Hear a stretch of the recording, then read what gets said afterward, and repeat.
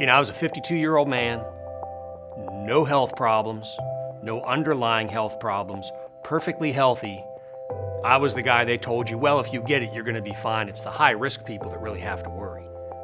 I didn't have underlying health problems. I wasn't diabetic. I didn't have lung problems. I didn't have heart problems. I didn't have anything. And to this day, they'll tell you there is no explanation for how bad I got it. Given my health and everything, it was like, well, you'll get it. You might feel bad. It'd be rough, but nothing like this. We'd gone to the beach, me, Beth, our kids, and I started feeling bad. Thought it was a cold, but just really felt bad.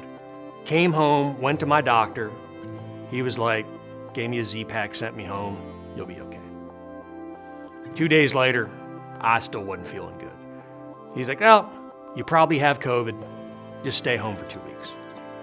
The next day, I woke up, I got downstairs, and I just had no energy, and she took my oxygen, it was 79.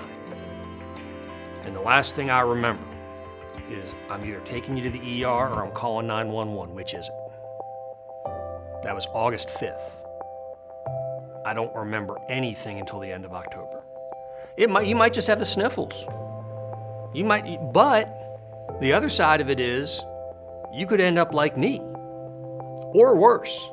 I can't tell you how many times, and Beth was in the hospital every day. She was allowed to be there, and especially in the ICU, the people on either side of me weren't there the next day.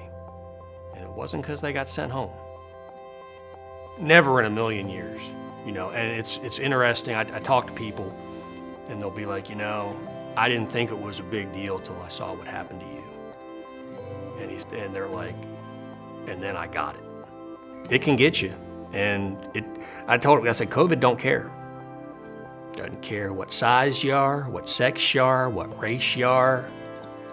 Doesn't care if you're healthy, doesn't care if you're sick, doesn't care if you're old, doesn't care if you're young.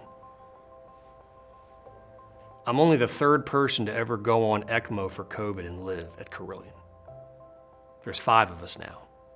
I'm number 3. Almost died 6 times. Bled to death, almost. Choked to death. Coded. They'd call Beth and tell her to prepare my kids that I wasn't going to make the day. I'm alive. There's no reason I should be. There's no reason I should be alive. This time last year I was, completely out of it. My daughter, she's a freshman at Tech now, but she was a senior at Cave Spring, and she played volleyball, and obviously I'm in the hospital, and so I can't watch her play at all. And they had senior night, and I couldn't be there. Obviously I would have been there if I could have been, because I never missed any of my kids' games.